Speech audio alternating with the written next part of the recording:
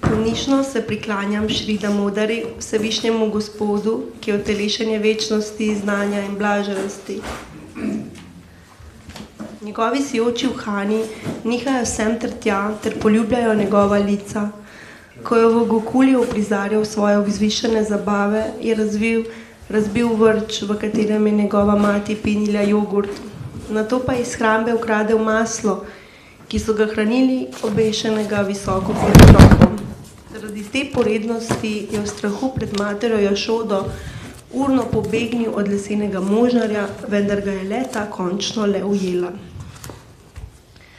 V strahu pred šibo v materini roki joče in si z lotosovima ročičama znova in znova mane oči, polne strahu. Okrog vratu, ki ga krasijo 3 črte, da spominja na školjko, nosi biserno ogrlico, ki se zaradi hitrega dihanja ob njegovem joku trese. Ponižno se priklanjam Šri Damodari, vsevišnjemu Gospodu, ki okrog trebuščka ni zvezan za vrvmi, ter s čisto ljubeznijo svoje matere. Ko prebivalci Gokule opazujejo njegove otroške zabave, se utapljajo v oceanu blaženosti.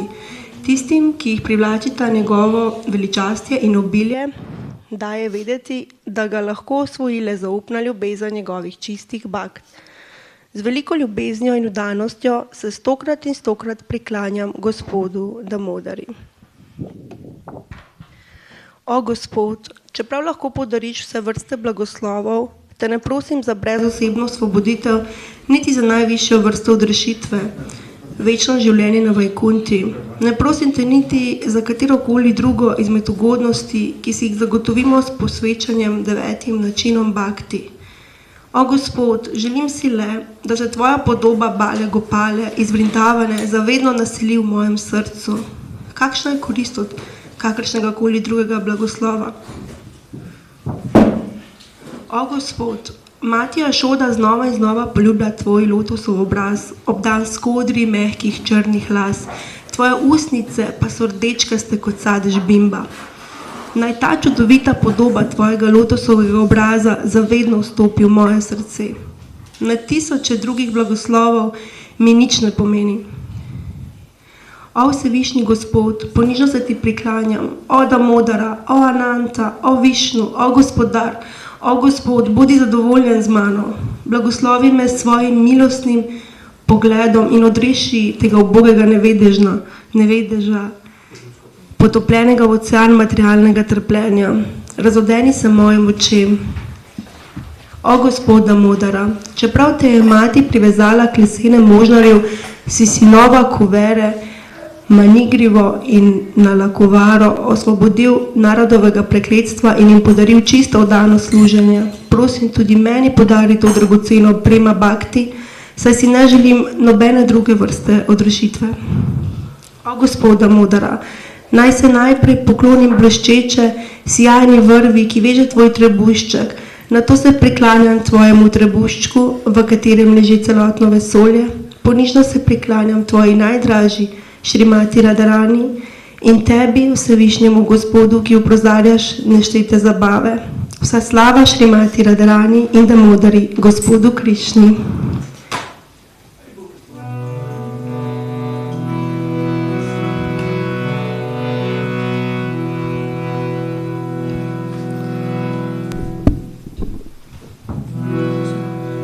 Namami Swaram Sachit Anandarupam Lasat Kundalam Gokule Brajamanam Namami Swaram Sachit Anandarupam Lasat Kundalam Gokule Brajamanam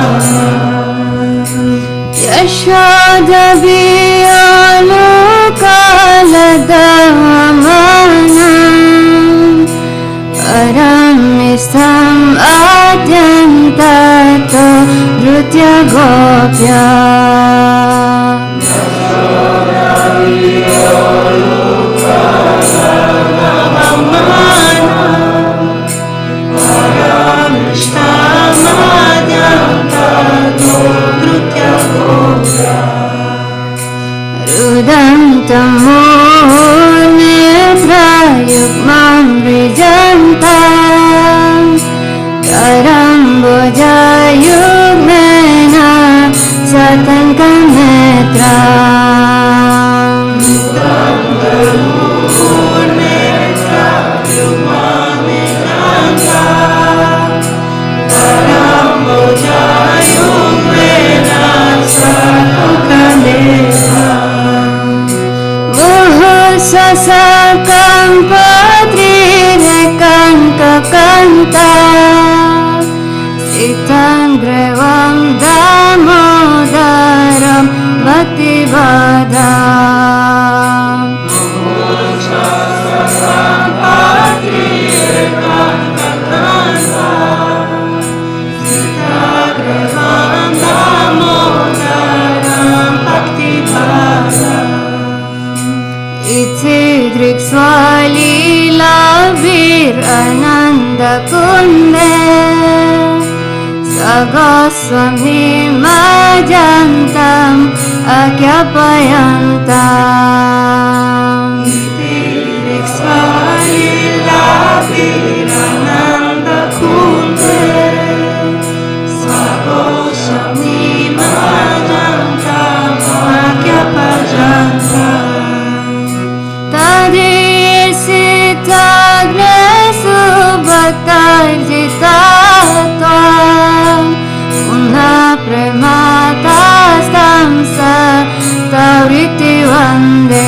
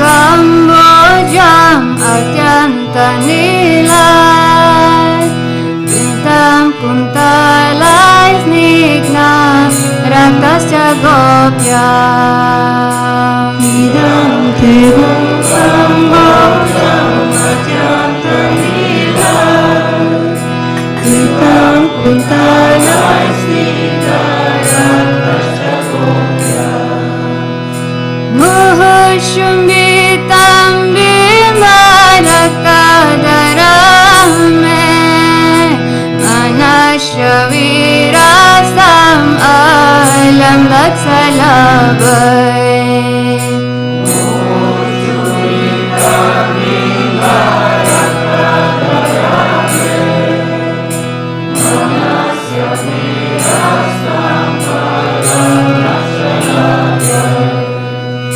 Namo Deva Damodar Ananta Vishnu Prasida Prabhu Duka Jalabdi Magnam Namo Deva Damodar Ananta Vishnu Prasida Prabhu Duka Jalabdi Magnam Padrisi vrikshati dinam vatanu Vihane shama magnam eryakshidrisha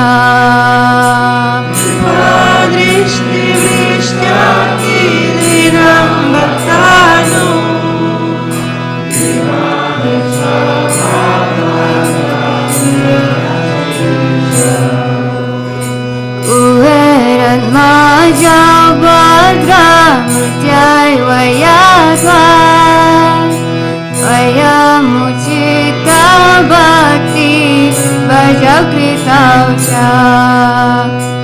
Uverat maja badra mrityai vayadva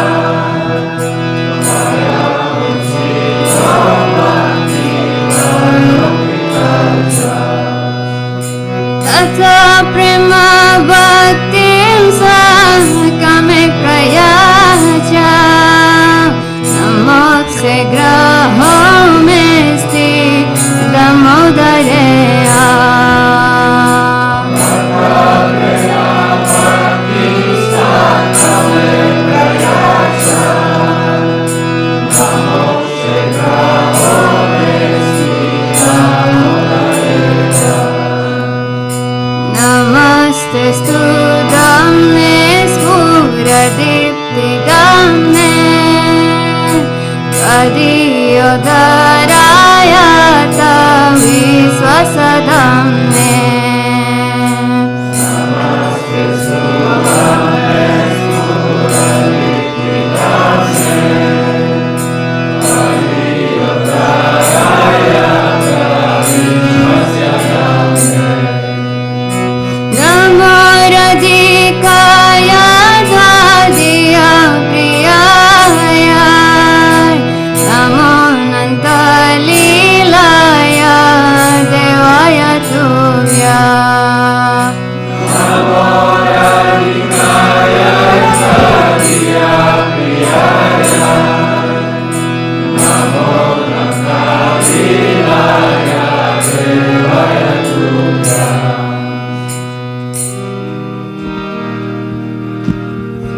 Hare Krishna,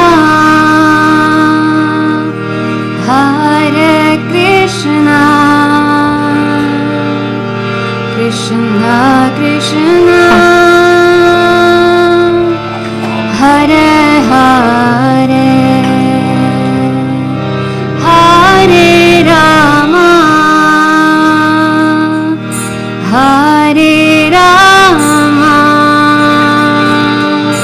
Rama Rama, Hare Hare, Hare Krishna, Hare Krishna, Krishna Krishna, Hare Hare, Hare Rama, Hare Rama,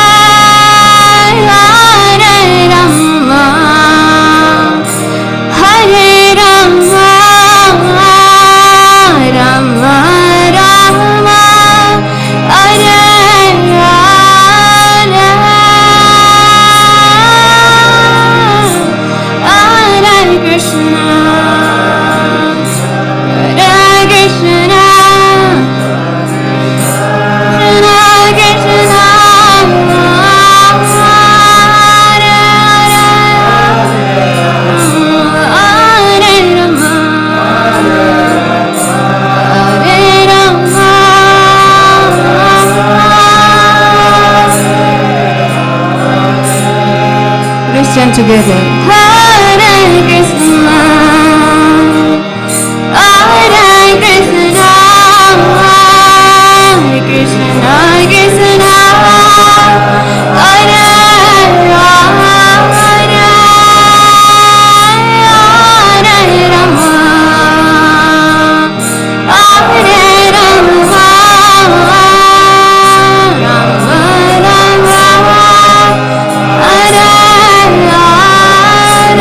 one more time, please. Hare Krishna,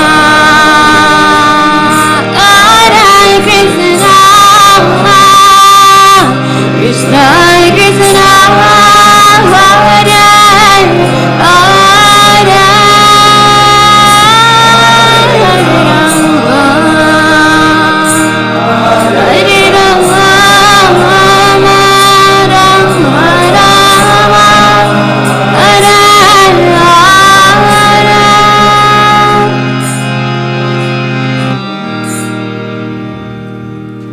Sri Radha Damodar ki, Sri Panchatattva Bhagavan ki, Srila Prabhupada ki, Nitai Gaura Premanande.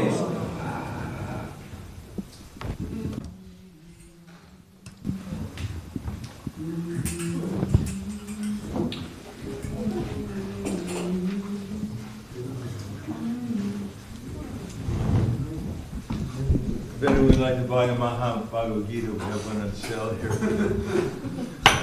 Special price.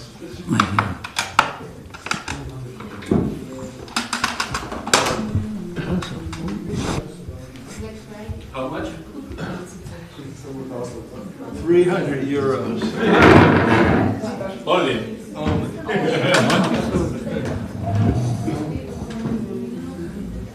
And as an extra bonus, we give you a smaller Bhagavad Gita too.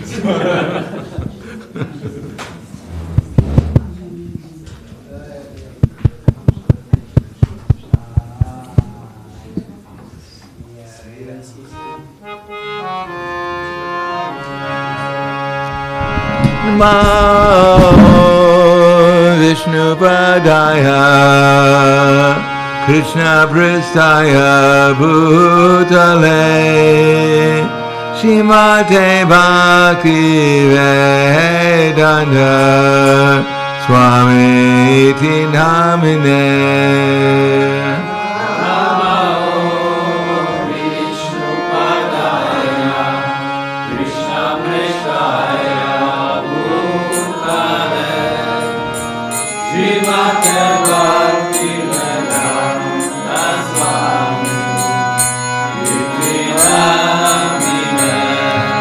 Namaste Saraswati Deve Gauravani Pratarine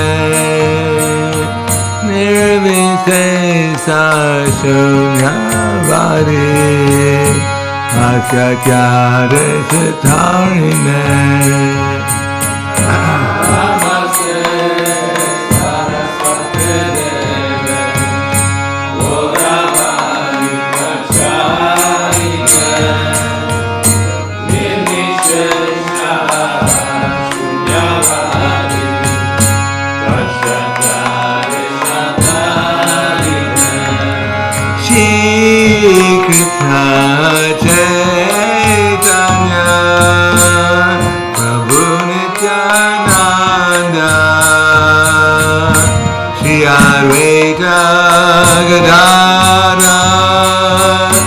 Shivasari Gaur Bhakta-vrinda.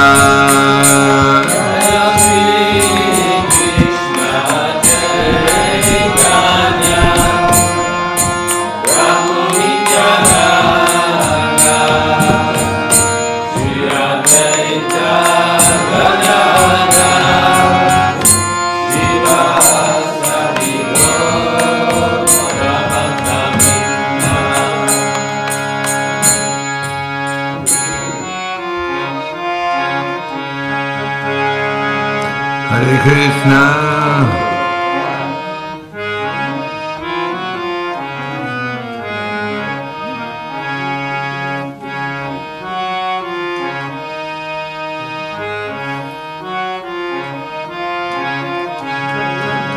Hare Krishna, Hare Krishna,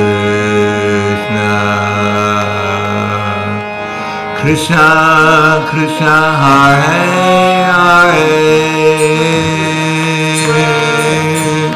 Hare Rama, Hare Rama, Rama Rama, Hare Hare.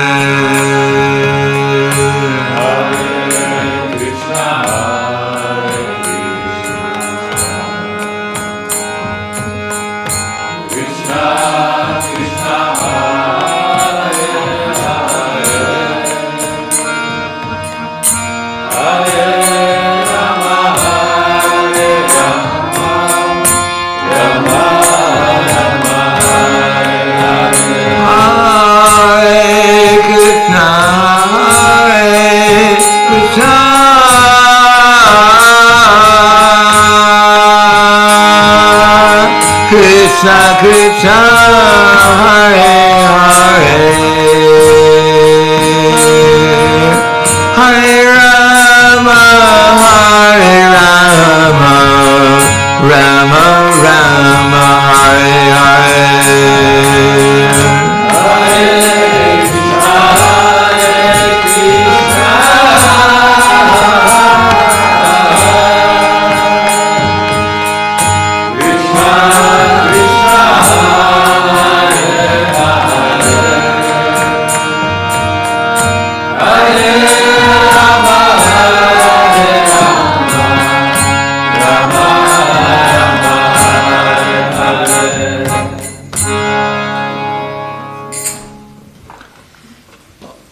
Jayo Vishnupad Paramahansa Parabhidakacharya Asadhara Siddhi Shriman, His Divine Grace Sri Bhakti-Vedanta Swami Maharaj, Srila Prabhupada Ki Jai, Lord Premanande Haribol, Slava Zabrani Bhakta, Slava Shri Guru Shri Grangi.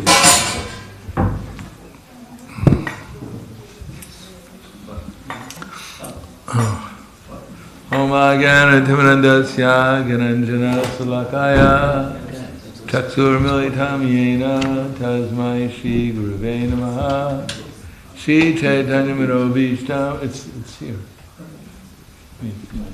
There. It's there. See? You have to stay there. Madam Amisha. There you go. Namo Vishnu Vidaya Krishna Prestha Bhutale Srimati Bhakti-Vedanta Swami. Stage. Padam padam yadvi padam.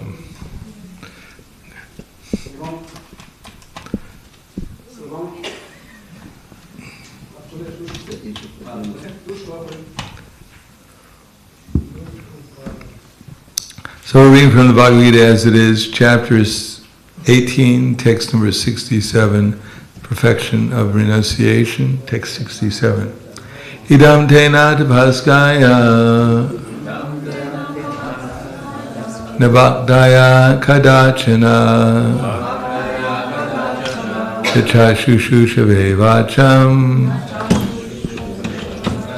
chamam yopasuyati idam te nat bhaskaya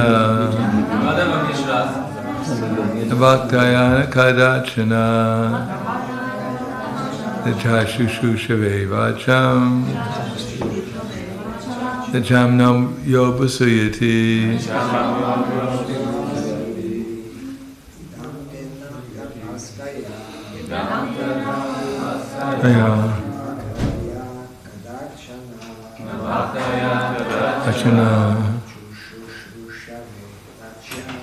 Chashushushave vacham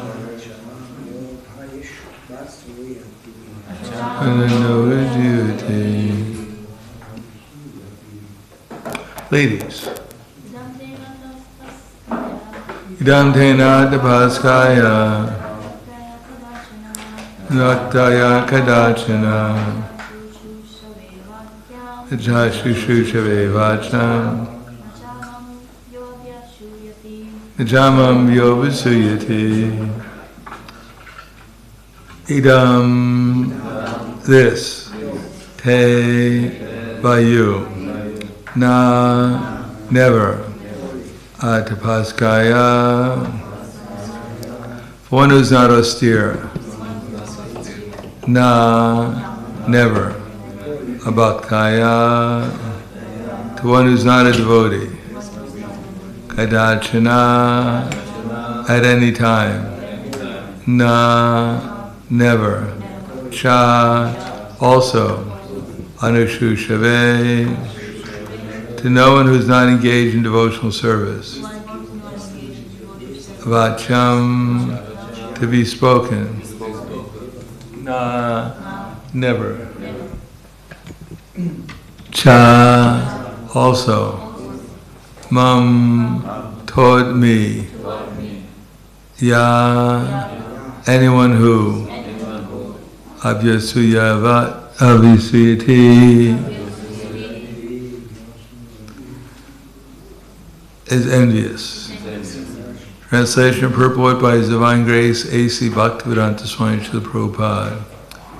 This confidential knowledge may never be explained to those who are not austere, or devoted, or engaged in devotional service, nor to one who is envious of me. Purport.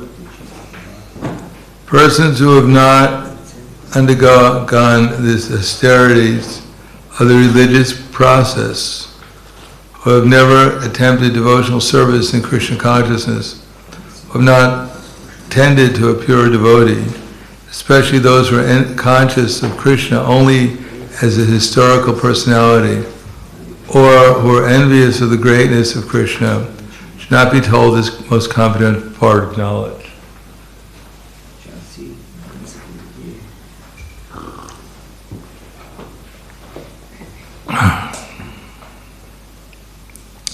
It is, however, sometimes found that even demoniac persons who are envious of Krishna, worshipping Krishna in a different way, take to the profession of explaining Bhagavad Gita in a different way to make business. But anyone who desires actually to understand Krishna must avoid such commentaries of Bhagavad Gita, on Bhagavad Gita. Actually, the purpose of Bhagavad Gita is not understandable to those who are sensuous. Even if one is not sensuous, but is strictly following the disciplines mentioned in the Vedic scripture, if he is not a devotee, he also cannot understand Krishna. And even when one poses himself as a devotee of Krishna, but is not engaged in Krishna's conscious activities, he also cannot understand Krishna. There are many persons who envy Krishna because he is explaining in Bhagavad Gita that he is the supreme, that nothing is above him or equal to him. There are many persons who are envious of Krishna. Such persons should not be told of Bhagavad Gita, for they cannot understand. There is no possibility of faithless persons understanding Bhagavad Gita and Krishna. Without understanding Krishna from the authority of a pure devotee, one should not try to comment upon Bhagavad Gita.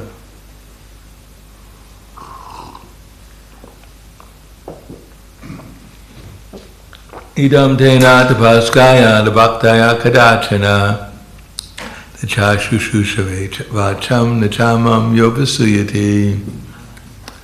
This confidential knowledge should never be explained to those who are not austere, or devoted, or engaged in devotional service, or to one who is envious of me. Namo Vishnu Praya Krishna Prasthaya Bhutale Srimate Bhakti-Vedanta Swami Tanamane Namaste Saraswati Deve Gauravani Vacharane Nirvishesha Srinivadi Paskadyade Satarane.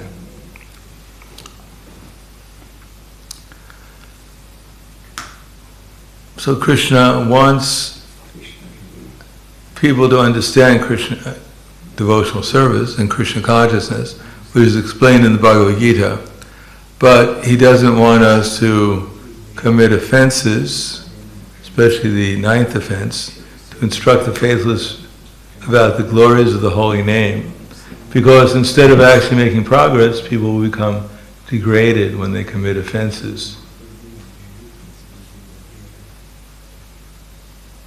Or as it says, milk touched by the lips of a serpent has poisonous effects. Therefore we have to use our discrimination. when we're telling people about Krishna consciousness, so that we can tell them something that will be beneficial for them. Otherwise, if we're not discriminating, not only it won't be beneficial for them, but also won't be beneficial for us. Because if people don't become enthusiastic when they hear the message of the Bhagavad Gita, then it actually may dull our enthusiasm by their association. Or as Krishna says, agyas chasradanascha samshayatma vinashati nanyam lokasti naparo nasukam samshayatma. That those who are ignorant, who doubt the revealed scripture, go to ruin and perish. For the doubting soul, there's happiness neither in this world nor in the next. In other words, some people don't know anything about Bhagavad Gita. Therefore, there's no question. Many of them are innocent, and therefore we can tell them about something. Especially better to give them a book and not tell them too much. Because if you give someone a book and you tell them too much, then the more you talk, the less likely it is that they're going to take the book. And if they want to take the book, the less likely they're going to give a donation. So, generally we don't talk a lot to people, and we let the book talk as much as the person asks the book, picks it up and asks, what are you? Then the book will talk to him. But if we talk, then they won't want to listen to Krishna. So, oh, now we know the whole philosophy, why should we buy the book? We know it's in the book. But generally most people don't know anything about Krishna consciousness. Therefore they're completely faithless. And some people, they know about Krishna consciousness, about what's in the Bhagavad Gita, but they don't actually believe any of it. Others, they believe something, but they don't follow it. And others follow it, but they don't accept Krishna as the Supreme Personality of Godhead. So they're all faithless, but the worst faithless person, Prabhupada mentions in the, which chapter? Samshayatma vinashati nanyam lokasti naparo nasukam samshayatma. The worst faithless person is who? Those who have no faith are always doubtful, make no progress whatsoever at all, and without faith in God and His revealed word, find no good in this world nor in the next. For them there is no happiness whatsoever. So we may imagine that some people could be happy without Krishna, but it's actually not possible. Neither we can be happy, nor anyone else can be happy. We only imagine others can be happy without Krishna because we want to be happy without Krishna.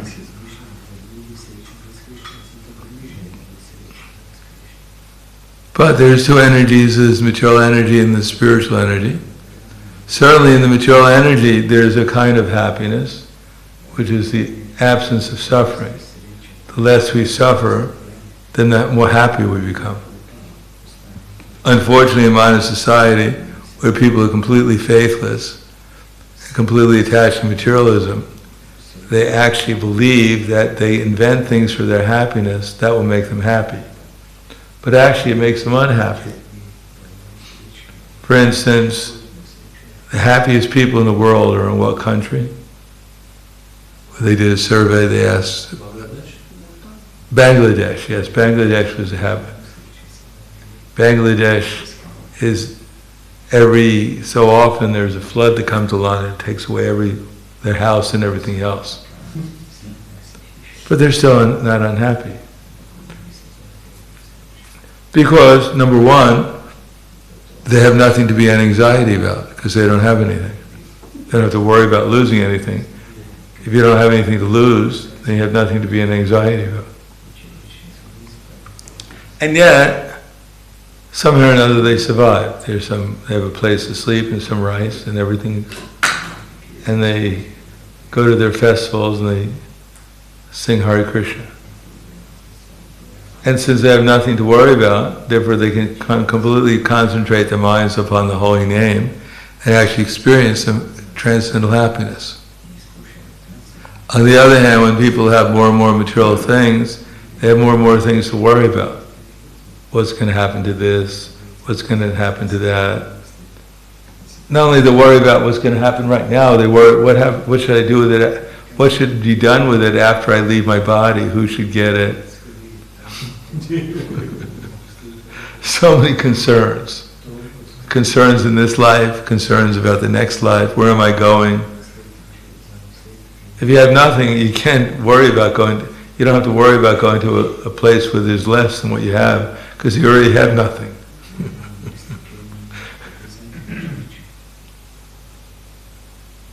Therefore, in a society where people are striving, Bhogaishwarya, Janmaishwarya, Shuta Shibira, Edamanak, Madakpuman, Naiva Hatya Vidatum Vai, Tvam Akinchana Gochara. In a society where people are hankering to get a better position in this world, more wealth, more material education, more personal influence. They're anxious about getting these things. Therefore, they're always looking for something outside of Krishna consciousness, and therefore, even if they get what they want, in great anxiety they get it, in great endeavor. When they get it, then they become afraid of losing it. And inevitably they lose it, and the pain of losing it was even greater than the pain of trying to get it. Because you can't be upset about something you don't have. They've done surveys, investigations. People who won the lottery have won hundreds of millions of dollars. Even one person won it twice. But then they became more unhappy than they were before they had all that money. First of all their people appear out of nowhere saying that they were relatives of them. Try to take their money away. Suddenly they get friends. Everyone's their friend now. And you can't trust anyone, because everyone is simply interested in getting the money. They don't care about you. They care about the money that you have. Therefore, you have no more friends. You have no relationships, no true relationships, and all you can do is eat 2 or 3 chapatis anyhow. What can you do with the rest of the money? And people think that this will make me happy if I get all this, but actually it makes people miserable.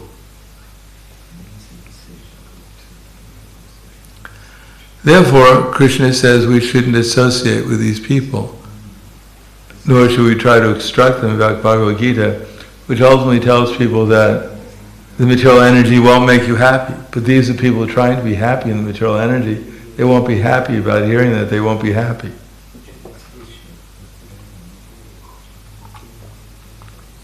We may think we're bringing them good news, but this news is horrible.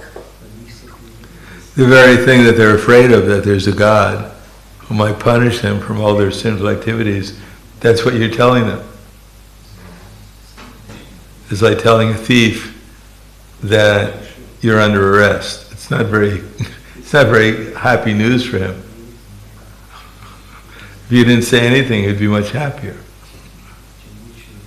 So to tell people that there's a God and that there's reactions for the materialistic activities we do, people don't want to hear it. Therefore, those who are envious of Krishna, they become angry if they hear about Krishna, if you tell them that there's a God. They don't really care what's his name. All they're angry at is God. And for those who are not austere, obviously they're servants of the senses, so they're under illusion. They're also under the illusion that they're the enjoyers of the material energy, that there is no better enjoyer than they are. And for those who are so-called devotees, as I said, generally most people have no faith in the word of Krishna, in any scripture. But even if some have some faith, but if they don't follow it, they also don't get any benefit from hearing Bhagavad Gita. And even if they follow it, but they don't really in their hearts believe that Krishna is the Supreme Personality of Godhead, they also don't really derive any benefit. So we should try to, of course, if there's a class and people can come, it's up to them to come. They might derive some benefit, they may not derive some benefit. But if we're explaining to people directly the philosophy of Krishna consciousness, we should be careful that we know who we're dealing with. That we can actually tell them something which might be beneficial to them. For instance, one time Prabhupada was preaching, well, he was sitting in his room and some ladies came from a society where they were practicing monam, silence. And they all believed in the society that you can tell a person is self-realized by the fact that the less he says, the more self-realized they are. So these ladies came in there, and Srila Prabhupada was at his desk doing something, and they sat there for half an hour, and Prabhupada didn't say a word to them. They just sat there in silence, and Prabhupada sat in silence. And then they came out of his room and they said to the Shamasundar, his secretary, he was the most self-realized person we've met so far.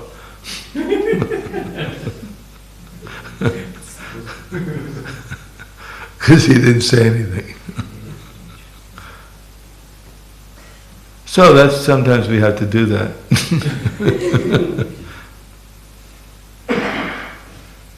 The wider we open our mouth, the more likely is someone's going to put their foot in it.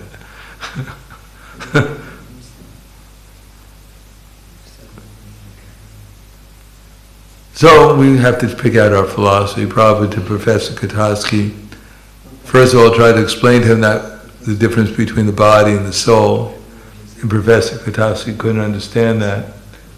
So Prabhupada then tried to explain to him about how there are people in the mode of goodness, first-class people, who are clean and truthful, and Professor Kataski in Moscow couldn't accept that. And then the next thing Prabhupada asked for was a taxi so he could go back to his hotel. And Professor Kataski said, sorry, Swamiji, I can't help you. So he was a completely worthless person. Although he did invite Prabhupada to come to Moscow, so it wasn't completely worthless. So Prabhupada had to go out in the street and look for a hotel, which was a taxi. Therefore, we try to start at the lowest possible point, and if people can't go any lower, people can't accept that, then we don't go any lower. We give them some prasadam, we tell them how nice it is to meet them, maybe they can give a donation, and then we leave. And we shouldn't be disappointed that people are rejecting us, just like when Krishna told the cowboys when they went to the Yagi Brahmins asking for some donation, and they didn't say anything, they just ignored them. So when they came back and told Krishna, Krishna said, you can't expect to be successful in every place you go begging. Otherwise you wouldn't be a beggar, you'd become a millionaire if everyone gave you a donation. So you can expect not everyone's going to be receptive, so we can expect not everyone is preachable. And if they don't want to listen, then why should we bother wasting our energy? Instead, we should give them prasadam, maybe the holy name, and wish them to be nice to them. And then when they're ready, then Krishna might send them again.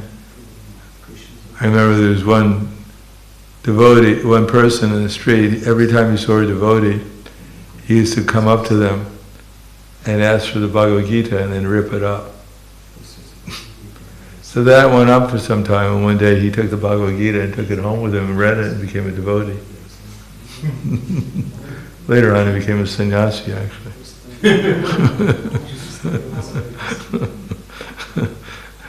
So just by touching the book he actually got some benefit, and he took it home with it, curious to find out what he was doing, why he was ripping it up. He read it and became a devotee. So at the proper time, even I remember there was one person I was distributing in the airport in Charlotte, North Carolina, and this person came by who was screaming at us I was with another devotee screaming at us and telling us, so many different things. Then came back the other way, screaming at us. And he came back the other way again to catch his flight. And he said, "And how much is that book anyhow?" He bought the Bhagavad Gita.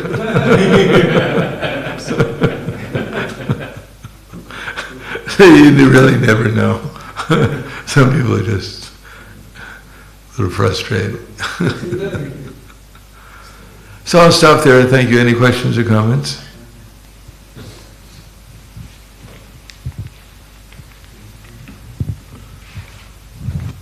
Hare Krishna. Because you gave this example that we don't preach to people in Sankirtan, sometimes after they take the books, can we preach to them, something? Why waste our time? Ask them to come to a place where they get some benefit, where they hear the holy name. It requires piety to understand the philosophy. The only way people mostly get piety in this age is by hearing the holy name. Otherwise, we're going to say something they're not going to understand, and it's unlikely we understand what we're talking about either. No, I mean the most basic thing that we're not this body to explain it to someone on the street, how are they going to grasp what you're talking about? We only relate to things according to our experience.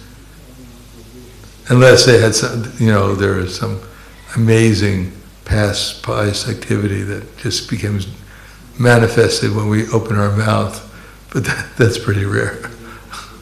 We distribute the book and we invite them to come and maybe take part in the kirtan, take some prasadam, maybe hear a little bit of the philosophy under the right atmosphere. Then they're much more likely to understand. Unless they are inquisitive and they ask questions, we should answer them. But up to a point, and then we have to ask them to take the book and give a donation, or else they're just wasting our time. Anything else?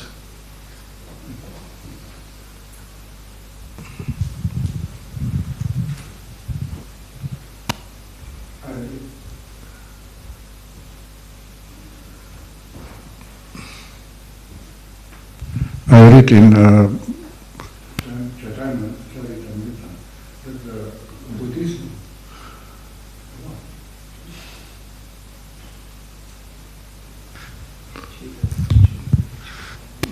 Buddhism is... This is our pastime with the microphone. Buddhism is the worst philosophy for central visualization. Buddhism. What is that? Yes, Buddhism. Buddhism. Okay, so what? Do you want to become a Buddhist? Yeah, it's Buddhism. Can you get anything worse than Buddhism? I mean, what could be less exciting than you disappear? It's like death. If you're going to work your whole life, human form of life, and you're going to wind up in the void, what have you accomplished? If you work for your whole life and you wind up with nothing at the end of life, not even any knowledge or any, what is the value of such work?